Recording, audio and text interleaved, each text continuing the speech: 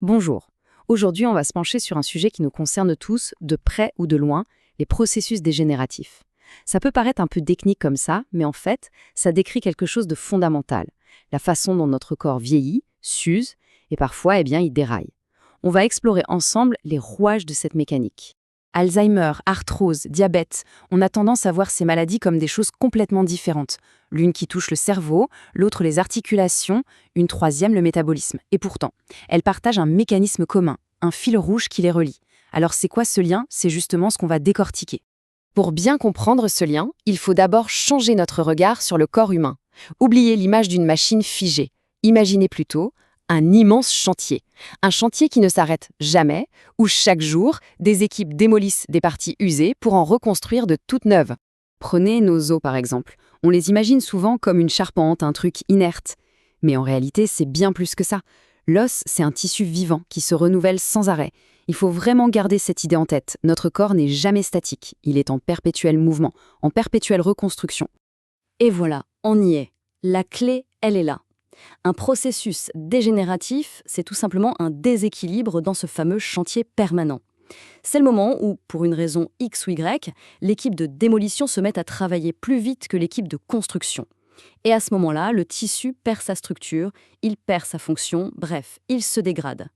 Tout est une question d'équilibre. Regardez cet exemple très concret dans l'os. Il y a deux équipes de cellules qui bossent en tandem. D'un côté, les ostéoblastes, on va les appeler les bâtisseurs. Eux, ils créent du nouvel os. De l'autre, les ostéoclastes, les démolisseurs, qui s'occupent de nettoyer l'os ancien. Tant que tout ce petit monde communique et travaille en harmonie, tout va bien. La dégénérescence, ça commence quand ce dialogue est rompu. Bon, maintenant qu'on a posé les bases, voyons ce que ça donne sur un cas concret que tout le monde connaît, la maladie d'Alzheimer. Là, le chantier qui se déséquilibre, c'est le plus complexe de tous, notre cerveau. Voyons un peu comment cette dégradation se manifeste. Quand on pense Alzheimer, on pense tout de suite perte de mémoire. Mais la dégénérescence des neurones, ça va beaucoup plus loin. Ça peut provoquer des troubles comme l'agnosie. En gros, c'est perdre la capacité de reconnaître ce que nos sens nous disent. Une personne peut voir un objet qu'elle connaît depuis toujours, une fourchette par exemple, la toucher, mais son cerveau ne sait plus ce que c'est. C'est une conséquence directe de la dégradation du tissu cérébral. Face à une réalité comme celle-ci, il faut être très clair. À l'heure actuelle, la médecine ne sait pas comment stopper la progression de ces lésions dans le cerveau. Et c'est justement pour ça que la prise en charge, l'accompagnement, la compréhension de ces mécanismes sont absolument cruciaux pour aider au mieux les personnes malades. Ce même principe de déséquilibre, on le retrouve ailleurs. On quitte le cerveau pour s'intéresser à notre squelette, à nos articulations. L'arthrose, par exemple, c'est un autre exemple parfait de ce processus de dégénérescence à l'œuvre. Ce schéma peut faire un peu peur, mais il raconte très bien ce qui se passe au cœur de nos cartilages. Au centre, vous avez le chondrocyte, c'est la cellule clé. Et tout autour, il y a des signaux chimiques qui lui donnent des ordres. Certains, à gauche, lui disent « construit », d'autres, à droite, lui crient « détruit ». Dans l'arthrose, ce sont ces signaux de destruction qui prennent le dessus. L'équilibre est rompu et le cartilage commence à s'user. Et la réparation est super compliquée, parce que le cartilage, c'est un tissu vraiment spécial.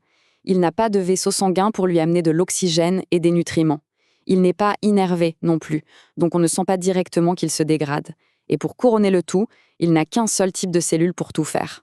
C'est tout ça qui le rend si fragile face à la dégénérescence. Allez, dernier exemple, pour montrer comment un déséquilibre général peut provoquer des dégâts très locaux. Le diabète, c'est une maladie du métabolisme. Mais une de ses conséquences les plus vicieuses, c'est la dégradation petit à petit des nerfs. C'est ce qu'on appelle la neuropathie diabétique. Environ 60%. C'est la proportion de patients diabétiques qui finissent par développer une neuropathie. C'est énorme. Et ça illustre parfaitement notre sujet. Un déséquilibre à l'échelle de tout le corps, l'excès de sucre dans le sang, qui vient causer une dégénérescence très ciblée sur nos tissus nerveux. Et cette image montre très bien comment ça se passe. La neuropathie la plus courante, c'est la périphérique. Elle touche en premier les nerfs les plus longs, donc ceux qui vont jusqu'aux pieds. Du coup, la perte de sensibilité commence par les pieds et remonte progressivement le long de la jambe, un peu comme si on enfilait une chaussette d'insensibilité. C'est une lésion invisible, mais avec des conséquences bien réelles. D'accord, mais alors, à quoi ça sert de comprendre tous ces mécanismes de construction, de destruction? Eh bien parce qu'au-delà de la pure biologie, cette connaissance, elle change tout dans notre façon de soigner, dans la relation avec les personnes qui sont malades. Cette phrase, elle est géniale. Elle résume absolument tout. Demander à quelqu'un qui souffre d'Alzheimer de manger, ça fait appel à une série d'ordres complexes dans le cerveau, une chaîne qui peut être cassée. Par contre, placer directement la fourchette dans sa main, ça fait appel à un automatisme, un réflexe qui, lui, peut être encore là. Comprendre la dégénérescence, c'est ça. C'est trouver des solutions concrètes, humaines, pour contourner ce que la maladie a détruit.